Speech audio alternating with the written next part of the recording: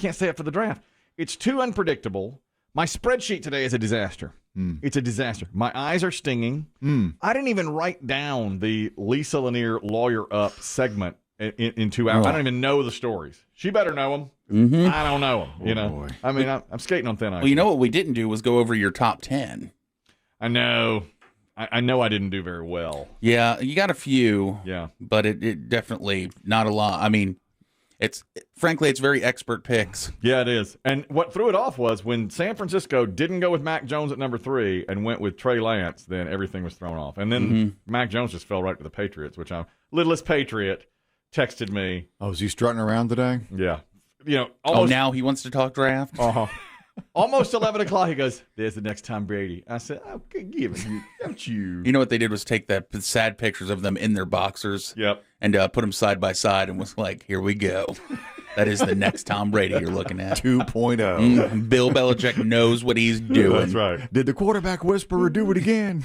That's the next Tom Brady. I was like, you don't even know who. You never heard the name Mac Jones till 5 minutes ago. Don't you give me what that. What school's he from? He wouldn't even know. No. He wouldn't even know what he did. I'm not supposed to talk about the draft. And I told Biggie, I cannot do this again. My spreadsheet is an absolute disaster. Did you at least get a decent man meal out of last night? Yeah, what did you go with? Wings.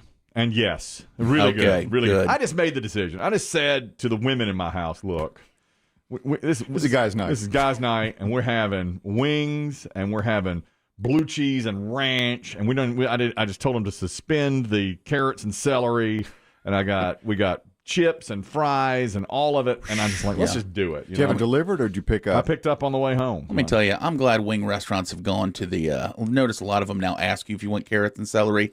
Good choice. Oh, is that right? Yeah. Why waste it? Yeah, a lot of times it's just tossed aside. Yeah. So I've noticed now when you're ordering, it's like, do you even want it? It's like, no, I want more ranch. I don't want any more celery and carrots. Double ranch, double blue cheese. Said, let's do it. And then right as the draft was coming on, my daughter was like doing her homework, and we said, get out.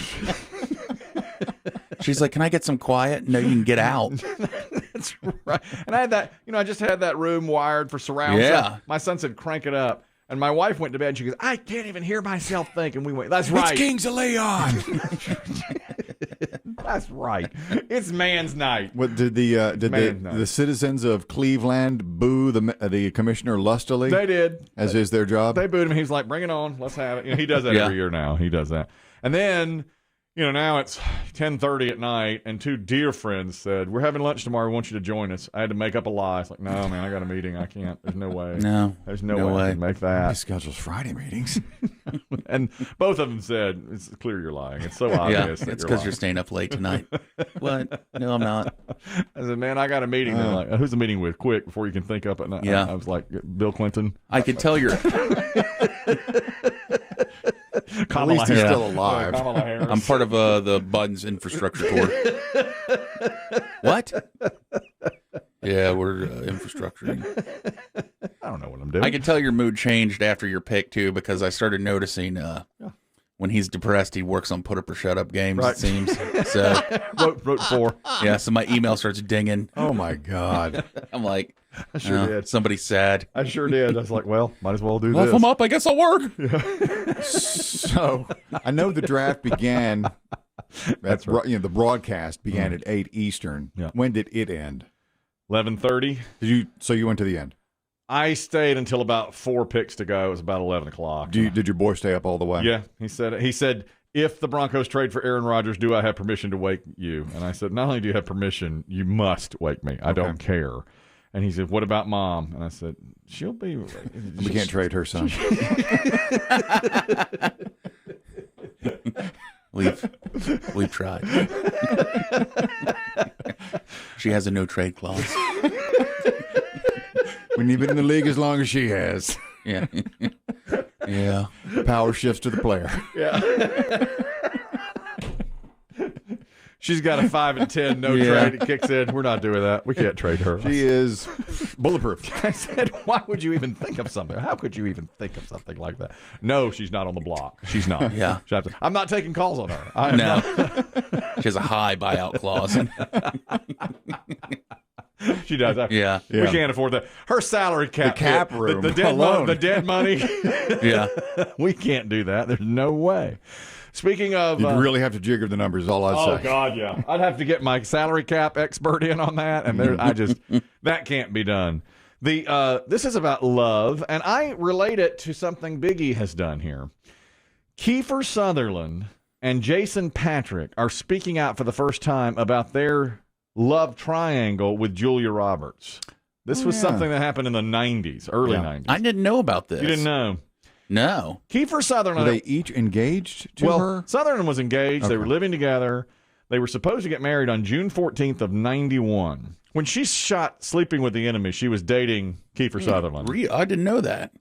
And they shot it in Wilmington, North Carolina, close to us. Yeah, several people that Kelly and I know kind of hung out with them at the time. And Sutherland was there, like, visiting her. Or just support. Yeah, exactly. He went in the movie. And a lot of people said that she was kind of nasty to be around, but Sutherland would stop and have a drink with you, sign autographs, have a drink. Well, on June 14th, he was seen, instead of at the wedding, he packed up all his stuff and left, and then she flew off for a vacation with Jason Patric, another actor. Oh. So there was a real... He was in Speed 2, but I don't know what much else that he was in. He's popped up in a few things here and there. You're right, Speed 2 is what sticks out. He was in The Lost Boys with Keifer Sutherland. Yes. Oh, okay. They had been friends. I don't really remember that movie. I only seen it once. Oh, that's good. It is good. It's okay. I enjoy it. Now, a friend of mine absolutely loves it. He thinks it's one movie guy. Yeah, I think it's a great '80s scary movie. At the time, I really liked it. As a teenager. Now, is '87. This is 4 years later, and Keifer Sutherland and Jason Patric. Well, they hated each other after that, but now they're talking about it and saying, it was tough to get over. This is Keifer Sutherland talking about it. He said it was tough to get over, but sounds like a podcast. Yeah, he was on a podcast. And he said it was a difficult time, but we made it through. That was a difficult time for me, and I think it was an uncomfortable time for both of them. But look, honestly, the truth where I'm coming from, you fall in love, you fall in love. There's nothing you can do about that. And she's an extraordinary person, and he is too, and timing is what it is, and, everybody moves on from that. When I saw him again, it was more of a laugh and a toast. Mm-hmm. And I've said in the press before, they've both been subsequently married since. A couple times. I think they're both very happy in their lives. Mm-hmm. And what lasted after all that is me and Keifer is 35-year buddies. So they're friends even after that happened. Julia Roberts has been with a lot of celebrities. She was with Lyle Lovett, who I know is your... Yeah, they married for a brief time. Yeah. They compared it to Eric Clapton and George Harrison, who were great friends, even though they fought over Pattie Boyd. Good analogy. Yeah. Did both marry? Or just one marry her? I think they both married her. Yeah, thought so. Now, what I compare it to is a moment on St. Patrick's Day 5 years ago. Oh, yes. When our friend Biggie brought a new young lady friend who he had told us about to a St. Patrick's Day bar event. We were excited. We were. Yeah. And said, Biggie's new lady friend. Let you meet my new lady friend. She was very nice. And our other dear friend, Dave Aiken, showed up 15 minutes later, went over to the bar, and Chris Demm and I, across the room, couldn't help but look up and see that same lady friend rubbing Dave Aiken's back. Yeah. And then an hour later, leaving with Dave Aiken. And Dave saying to us, we're going to cut out of here. And Chris Demm and myself going, isn't that Biggie's girl? And he goes, yeah, that's right. Yeah. Isn't Biggie still over there by the cornhole board smoking? Yeah. Yeah. Yeah. But they came, but now she's... Yeah, that's right. Yeah. And that's just the power of Dave Aiken. And I guess that's just, he's like Jason Patric in this. He's just like, that's just what it is. Doesn't matter what happened. He's just got that kind of power. And Biggie and Dave remain dear friends to this day. Oh, yeah. And the lady has gone on to something else, as Julia Roberts did. Yes. I think it's the same thing. I think that's how it happens, There was another, for a moment, Kelly, I thought you were going to talk about that maybe 2-3 month long or 3 week long love triangle that you and me and this other young lady had. A courtship that we sort of knew was going on. You took her to what, Blue Man Group or the Trash Can People? The Trash Can People. Stomp. Chronicled it once before on here. And I had the hot air balloon ride to nowhere. That's correct. Where you didn't even get in the balloon. That's right. That's right. We both met her at Same young lady. Delightful. Wonderful. Attractive. Met her at a party, both of us. A week later, I said, let's go out. I have tickets to Stomp. God. Terrible. You pushed yourself out of your comfort zone is what you did. Yeah, but in the 90s, that was the hit. No doubt.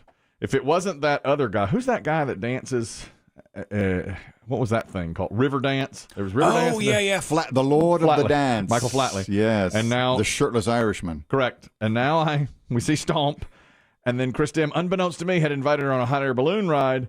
It was, what happened? There were too many people. Yeah, too many people showed up to ride in the basket of the balloon. So the pilot said, "Yep. Guess what? You can ride in the chase vehicle." Correct. Which is an unmarked white van. That's right. And so after each of us had gone out on very romantic dates with this young lady, she told us a month later, "I'm moving to Connecticut to marry this guy." I've met the love of my life. Really?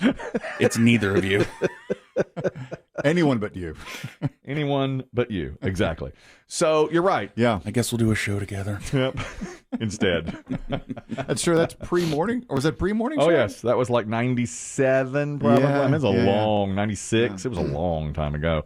And I don't know whatever happened to her. No. I know she got married to a guy from Connecticut. I always picture the hot air balloon guy, too, seeing her and being like, oh, she is smoking hot. She was attractive. And then totally making up that thing. Like, oh, there's not enough room, boss. You got to go in the chase vehicle. She may have married the hot air balloon guy. I don't know. know. Oh, my God. Can you imagine that? Or the lead from Stomp. One or the other. Right, I don't know what she did.